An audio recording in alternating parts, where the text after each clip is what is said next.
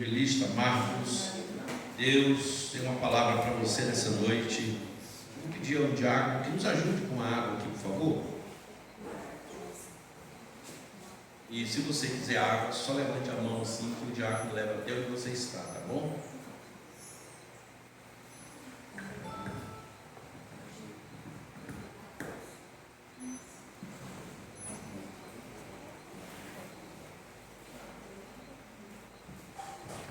Marcos capítulo 15, vamos ler versículo 21, amém? O evangelista Marcos fala sobre a crucificação e é o segundo livro, Mateus depois de Marcos, né? O segundo livro do Novo Testamento, amém? Diz-nos assim o texto: e constrangeram um certo Simão Cirineu, pai de Alexandre e de Rufo, que por ali passava, vindo do campo, a que levassem a cruz. Podem sentar, queridos. Amados, hoje nós vamos ceiar, e a nossa ceia, ela tem uma empatia cultural com os nossos irmãos judeus, amém? A nossa ceia, ela tem uma empatia cultural com nossos irmãos judeus. Então nós usamos uma simbologia, o vinho simbolizando o sangue, usamos o pão ázimo, o pão feito sem fermento, à base de azeite e trigo, que simboliza o corpo. Isso é uma cultura judaica e nós preferimos manter essa tradição. Não usamos o pão da panificadora, nós fazemos o pão em casa mesmo, chamado pão ázimo, ou matzah em hebraico, amém? E nós temos essa tradição de ceiar uma vez no mês. Algumas igrejas ceiam toda semana, outras uma vez no ano. Mas a Bíblia não diz especificamente se devemos ceiar todos os dias, ou uma vez no ano, ou uma vez no mês. Diz que devemos fazê-lo, e quando há o fazê-los, devemos fazer em memória do Senhor. Amém? Portanto, assim nós processamos essa solenidade uma vez no primeiro domingo de cada mês, e hoje é exatamente um desses domingos. Geralmente eu gosto de trazer uma mensagem alusiva à ceia. Diga assim comigo: por trás da história há um propósito. E nós tematizamos esse sermão e colocamos a jornada da decepção. Não é a primeira vez que você me ouviu pregar sobre Simão Cirineu. Você já me ouviu pregar outras, pelo menos uma vez, sobre Simão Cirineu. O historiador, ao escrever sobre Cirineu, mais precisamente Joséfo, ele diz que Cirineu era um judeu que morava em Cirene, que distava de Jerusalém aproximadamente 1.600 quilômetros. Portanto, foi uma jornada de muitos meses para chegar em Jerusalém. Simão Cirineu, ele tinha 2 filhos, Alexandre e Rufo, o centro-primogênito. É quase que implacável ao meu coração a emoção que transborda quando eu conto essa história, porque eu me deparei com algumas narrativas comentárias sobre essa história e ela me encantou sobremaneira.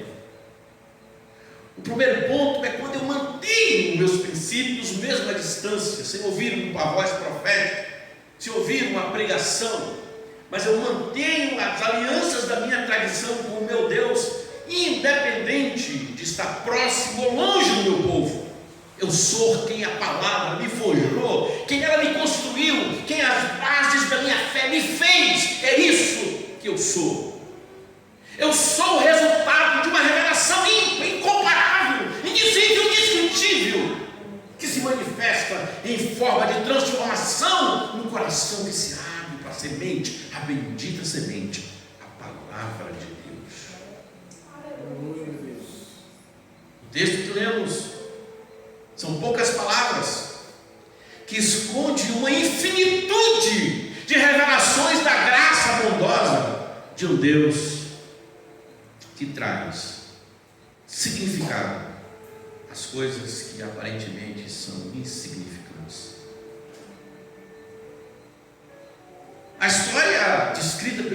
revista não fala da tradição da formação dos mestres, filhos primogênitos dos nossos irmãos judeus, mas Rufo era o primogênito de Simão Sirineu. E os primogênitos eram obrigados a estudarem até aos seus 12 anos para se apresentar na escola de mestre, para ver se esse homem era chamado para levar adiante a palavra e se perpetuar na sua geração como mestre de Israel. Aleluia a Deus. Nessas circunstâncias, Rufo se apresenta com uma idade devida, porém não é provável, porque você tinha que decorar os 5 livros da lei, a Torá, por completo, sem errar absolutamente nada. Se você falhasse em alguma expressão, alguma frase, você já era reprovado. E esse exame não se dava de uma maneira que talvez nós conhecemos. É desconhecido parte da nossa cultura como se dava esse exame. Portanto, nessa noite eu quero descrever 2 pontos nessa história. Primeiro, eu quero falar de Rufo, apesar de quem ajudou Jesus a levar a cruz foi Simão Sirineu. O outro ponto, eu quero falar do sacrifício do Cordeiro Pascal, mas o tema da nossa mensagem é a jornada da decepção. Porque na nossa vida, às vezes, queridos, parece que tudo deu errado. Vamos falar de Rufo. Ele se apresenta à escola de mestre da tradição judaica para prestar o seu exame, para ver se servia para ser mestre. Na idade devida, aquele moço se apresenta e ele não foi aprovado. E como o Daniel está com o ombro machucado, quero chamar um outro Rufo. Vem aqui, presbítero Pessoal, o senhor Rufo.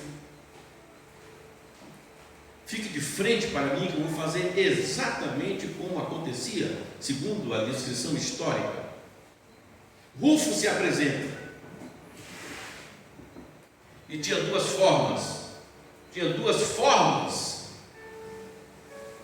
Uma aprovação e outra a reprovação. A aprovação, o mestre colocava a mão no ombro, a mão esquerda, e dizia: parabéns, Deus em sua sabedoria lhe escolheu para ser um mestre em Israel e perpetuar o nome da sua geração como mestre entre o seu povo. A mão no ombro estava aprovada.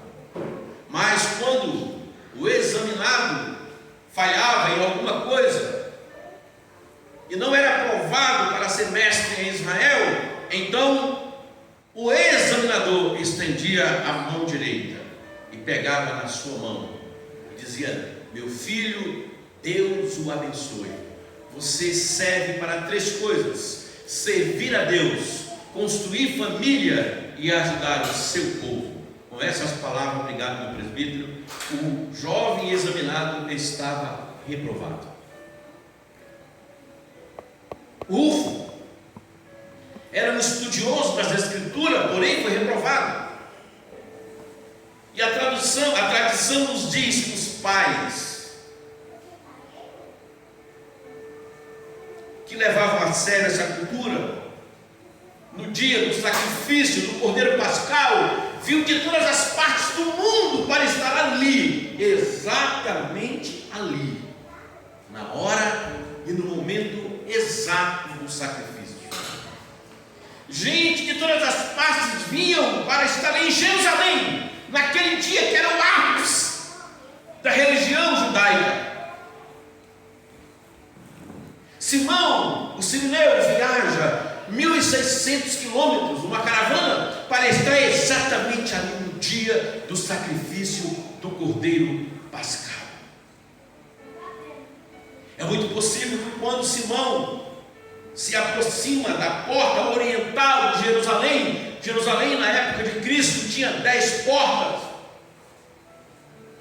Uma delas era a porta das ovelhas, outra a porta do vale de Cedron, outra a porta dos peixes, outra a porta dos gados, e portas, eram 10 portas, e uma delas era a porta oriental, que estava exatamente no sentido do campo, onde havia as maiores plantações. Possivelmente o coração palpitante de Simão se aproximava da porta e dizia: eu vou chegar exatamente na hora adequada para assistir aquele que era o mais significativo, o ponto crucial da religião judaica, o sacrifício do Cordeiro Pascal. E ali, para se apresentar para aquele momento tão solene, o homem, o representante, o patriarca da família, tinha que estar com uma túnica de linho branquíssimo, sem nenhuma mancha, nenhuma mácula, nenhuma ruga. Portanto, o viajante Simão deve ter cuidado muito bem de sua túnica, numa mala, em alguma coisa de couro protegida. E ao chegar exatamente na entrada de Jerusalém, eu imagino que Simão abre aqui a sua bolsa e tira a sua túnica e agradece a Elohim e diz: obrigado, El Shaddai, Adonai, porque o Senhor me guardou nessa jornada e eu vou agora assistir o tão sonhado sacrifício do Cordeiro Pascal. O que Simão não imaginava é que por trás de uma história há um propósito. No centro do universo, exatamente no centro do universo, em Jerusalém, 7 passos para a sua direita, 7 para a esquerda, no centro do templo, estava ali o Gadol de Cohen, o sumo sacerdote, aquele que pegava o cordeiro e segurava pelas suas patas traseiras, levava ao altar do sacrifício e na sua jugular sangrava. Na bacia da expiação, ele fazia um giro de 7 vezes, no sentido horário, segurando pelas patas traseiras do cordeiro. Uma vez, não mais pingando sangue, entregava ao seu assistente. E ali, com uma vara, com uma cana e com um material chamado isopo, tipo uma esponja, ele embebia aquela esponja no sangue do cordeiro sacrificado. E aquele cordeiro representava aquele que, com passos de homem e passos de leão, chega às margens do Jordão. E João, o profeta, tem a revelação do alto da ponta e diz: eis aí o Cordeiro de Deus que tira o pecado do mundo. Aquele cordeiro era um símbolo, como a ceia é um símbolo desse cordeiro. Glória a Deus. E quando o sacrifício pascal acontecia, Jesus estava sendo chicoteado, apanhando os seus algozes. Simão estava entrando na porta do templo para assistir o sacrifício. Segundo os historiadores, quando o sumo sacerdote ensopava aquele material esponjoso e fazia isso aqui,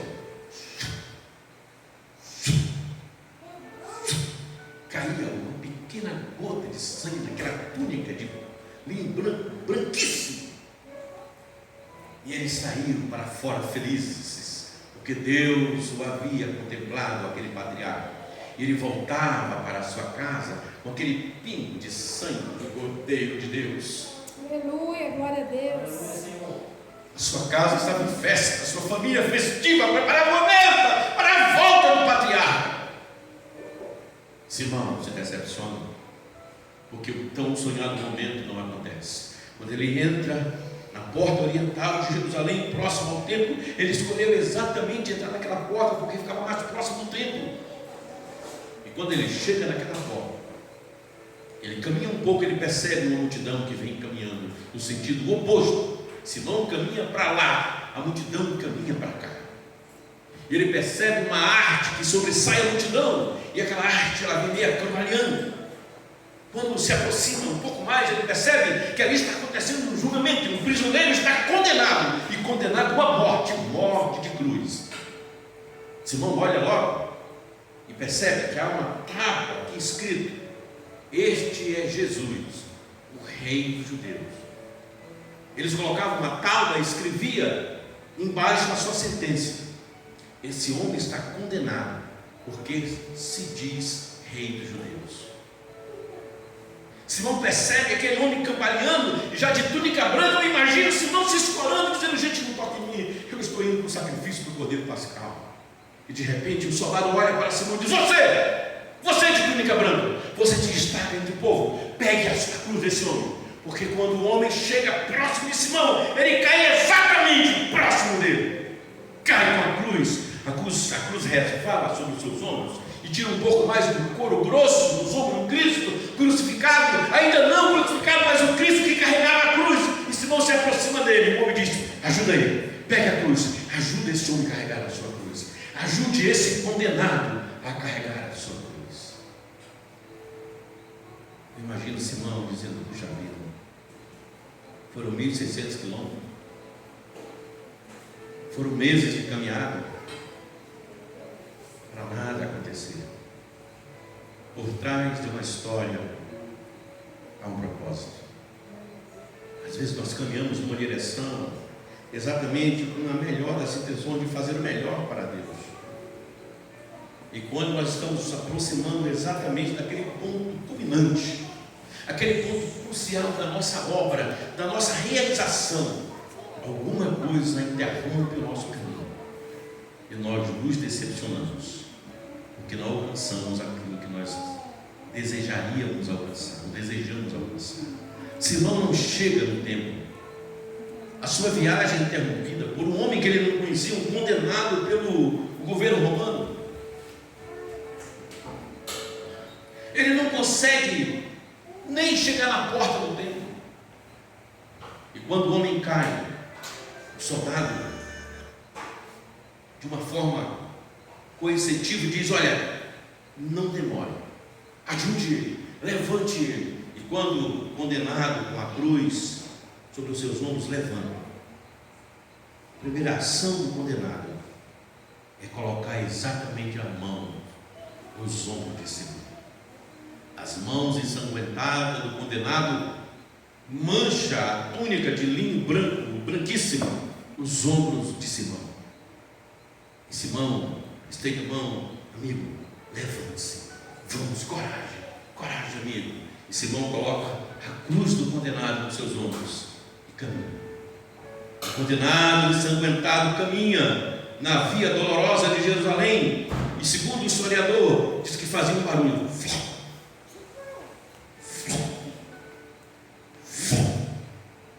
ele caminhando sobre o sangue que caía do seu corpo. E os enfermos que pisavam naquele sangue eram curados, como diz Isaías no capítulo 53. E pelas suas pisaduras nós fomos sarados. Glória a Deus. Aleluia. Simão tem uma história totalmente de decepção. Não acontece nada, ele leva a cruz, depois devolve para o condenado vai à cruz, vai crucificado, Simão volta para casa exatamente frustrado. A sua jornada não deu certo, deu tudo errado. Eu quero interromper a nossa narração para contar uma história para você. O pastor estava pastoreando uma igreja que nem nós aqui, era um projeto missionário, e teve um dia que deu tudo errado. Ele saiu para o culto. Quando ele chegou no culto, entrou um indivíduo. Aliás, quando ele estava indo para o culto, o indivíduo o abordou e disse: não se mexa, é uma sala. Aquele indivíduo estava sendo protegido por mais 2 indivíduos. Bateram naquele pastor, tomaram a Bíblia dele, levaram os documentos, o dinheiro que ele tinha e invadiram-se. Aquele pastor, mesmo triste, ele foi para a igreja. Quando ele chegou na igreja, tinha um homem. E o homem foi para a igreja e disse: pastor, vou me matar. E o pastor foi, contou a história, aquele pregou uma mensagem, ele não se reanimou e foi embora. Os anos se passaram, aquela igreja cresceu, e aquele pastor então contou essa história no mundo e disse: quando tudo dá errado, às vezes pode tudo ter dado certo. Talvez quando tudo dá errado, é um recomeço. E o tema da sua mensagem era o recomeço, uma nova história. Ele disse: irmãos, um dia eu estava vindo para a igreja assim, assim, assim. 3 indivíduos me cercaram, me bateram, roubaram minha Bíblia, meus documentos. Sabe, irmãos, aquele dia para mim foi um dia que deu tudo errado. E quando aquele pastor disse isso, o moço levantou a mão. Aquele homem era um homem bem casado, empresário, ajudava bastante a igreja. Ele disse: pastor, eu sou aquele primeiro homem que lhe deu tapa no seu cangote para o senhor cair. Eu sou o assaltante que lhe assaltei naquele dia. Mas um dia eu me aproximei dessa igreja e vi o senhor pregando com tanto amor que eu entrei e aceitei Jesus. O senhor não sabe quem sou eu, mas eu sou aquele homem que lhe assaltei. E de repente, aquele homem que estava lá para suicidar-se também levantou a mão. Disse: pastor, eu sou aquele homem que estava com uma corda para me suicidar. A sua mensagem mudou a minha vida. Está aqui minha esposa, meus filhos. Aquele homem também era um homem que servia muito na igreja. E assim todos foram se apresentando. Aquele dia, quando tudo pareceu que deu errado, deu certo. Deus reconstrói a nossa história, apesar das nossas frustrações, dos momentos que parece que está tudo perdido, que não temos direção, não sabemos para onde ir, não sabemos o que dizer para os nossos, para chegar em casa, o que eu vou falar para minha esposa, para o meu pastor, para o meu amigo. Deu tudo errado. Eu pensei que eu seria isso, não sou. Eu sou um engano, eu sou uma farsa, não sei. Mas Simão pega a sua caravana e volta para casa. Eu imagino a decepção de Simão. Aquela caminhada talvez tenha sido a mais melancólica caminhada daquele homem. Uma jornada de 1.600 quilômetros voltando para sua casa, sem um pingo de sangue na túnica do sacrifício do cordeiro. Simão vai embora, dobra a sua túnica, bota na sua mala, volta para casa. E quando Simão chega em casa, ele começa a descrever. Eu imagino que a esposa de Simão, eu imagino os filhos de Simão, a mesa preparada, tudo pronto para a recepção do grande patriarca. Mas nada, Simão não tem nada para contar, que empolgue, que entusiasme, que alente. Simão não tem um pingo de sangue, mas é aqui, filho, quando o sumo sacerdote fez o sangue, Deus me achou, o sangue veio até aqui, e está aqui a marca do sangue. Aquela túnica passava a ser uma túnica, uma relíquia, tinha muito valor depois do sangue do cordeiro na túnica. E eles sentam à mesa, aquela mesa judaica, repleta de frutas, cordeiro assado, vinho da mais ímpar qualidade. O patriarca sentava na cabeceira da mesa, colocava a túnica do lado, dobradinha, ia desdobrando e contando a história, desdobrando e contando a história, pastor. De repente Simão começa a desdobrar a túnica e para, porque não havia a gota de sangue. Diz: gente, aconteceu uma tragédia, a minha jornada foi um fracasso, deu tudo errado. O Rufo era um estudioso da palavra, começa a ouvir o seu pai, e ele diz: olha, eu fui entrando em Jerusalém, cheguei no templo atrasado, exatamente no dia em que eu poderia estar lá, mas aconteceu uma surpresa desagradável.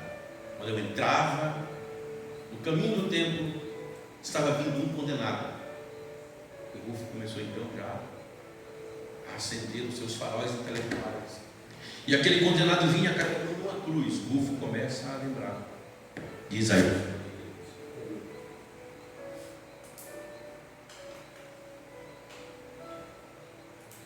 Oi, som.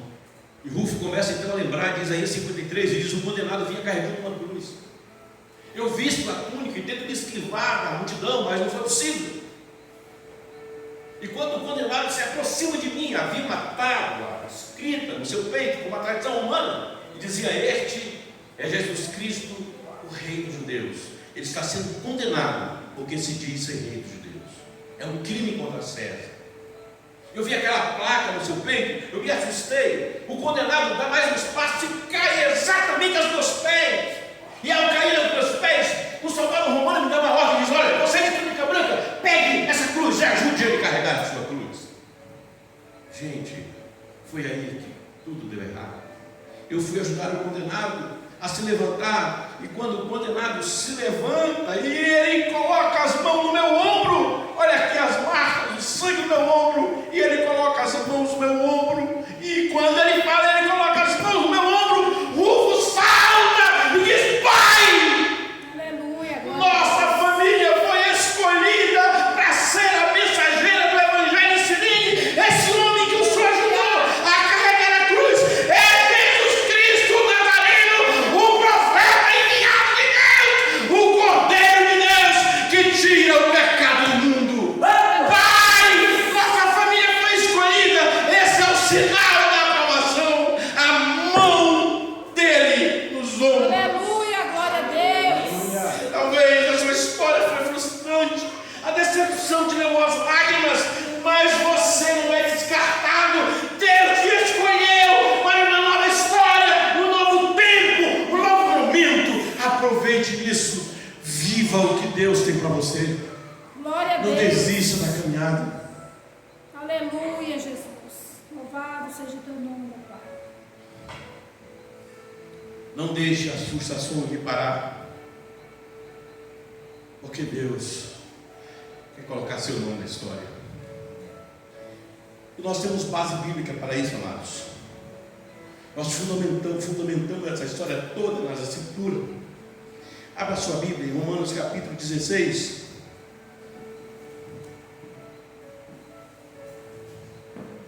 Versículo 13.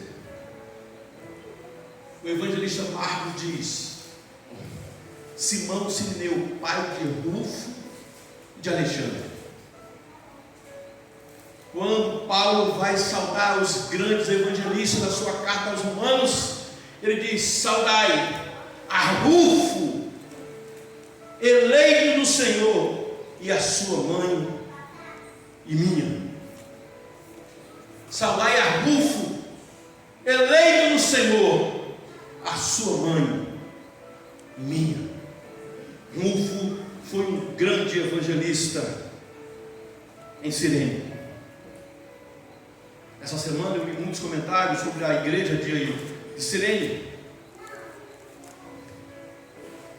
Talvez a sua história foi interrompida por um acidente, por alguma coisa, e você disse: puxa vida, estava tudo indo bem, eu estava com a túnica, eu estava entrando já, e está certo, deu tudo errado. Por trás da história é um propósito. O propósito de Deus na vida de Alexandre, de Rufo e de Simão não era que eles participassem daquele sacrifício, mas era que eles fossem abençoados pelo verdadeiro Cordeiro Pascual, fossem os grandes evangelistas naquela região. A casa de Cirene, de Simão Cirineu, aliás, se tornou um abrigo dos grandes obreiros que foram enviados para a Etiópia. Talvez Deus quer que você abrigue algo que você não está abrigando ainda. Você não conseguiu a plena revelação, e você disse: deu tudo errado, cara, eu fui interrompido, eu estava crescendo, ia bem, mas deu errado, deu errado. Não deu errado, querido. Deus está reescrevendo a sua história. Aleluia, glória a Deus. Para que amanhã ela seja a mais bela história, digna de ser contada pelos seus netos, seus filhos, seus netos, seus bisnetos, se o Senhor permitir. Não desista. Não deu errado. Não foi um ponto, foi uma vírgula. Não foi um ponto, foi só uma vírgula.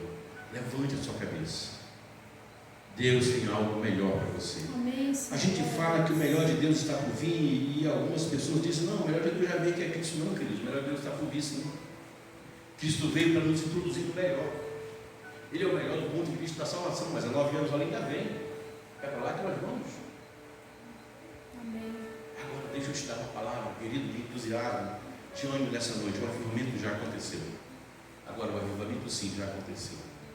E sabe que ele está dentro de você. É você que tem que queimar. Sabe quando eu conto a história do Rufo? Eu me identifico porque, cara, deu tudo errado para mim, mas deu certo. Eu não deixei, eu não caí, sabe? Eu fui interrompido pelo ministério de maneira brusca. Mas eu falei, Senhor, é o seguinte, tu quer, eu estou aqui. Eu não presto, mas eu te amo. E sabe quando eu chego num ambiente grande, vocês veem meus amigos grandiosos, os caras aqui em grandes igrejas, são meus amigos, eu digo para eles, eu não sirvo para nada, cara. Eu posso fazer, posso ir lá limpar aqui, fazer alguma coisa, ajudar aqui, empurrar as cadeiras, estou aqui.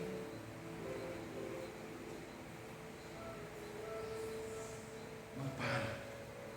Você não pode mudar o mundo, mas mude parte dele, porque você pode mudar parte dele.